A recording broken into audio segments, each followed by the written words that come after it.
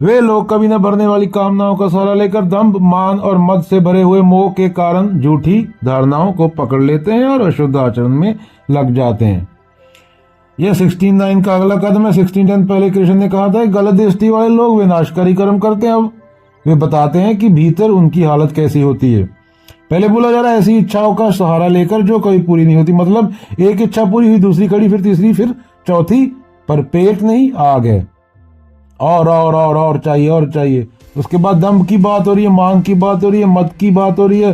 दम्भ माने दिखावा, मान माने अपने बारे में ऊंची धारणा, मद माने घमंड का नशा। ऐसा आदमी सिर्फ चाहता नहीं, अपने चाहने पर गर्व भी करता है। उसे लगता है मैं खास हूं, मुझे सब मिलना चाहिए, मैं नियमों से ऊपर हूं। उसके बाद बात हो रही है मोह। मोह में पकड़कर झूठी बातों को पकड़ लेते हैं, जानी गलत धारणाएं। भोग ही सुख है, जैसे पैसा ही मूल्य है, शक्ति ही सत्य है, जो चाहो करो बस, पकड़े मत जाओ। यही बोला जा रहा है, झूठ को सच की तरह पकड़ लेना। फिर वे अशुद्ध आचरण में लग जाते हैं। उसके बाद बोला जा रहा है, अर्थात ऐसे कर्म आते हैं जो जीवन पद्धति जो भीतर और बाहर दोनों को गंदा करती हैं। शोषण, वासना, क्रूरता, भ्रष्टाचार, ये चीजें, और दिखावा।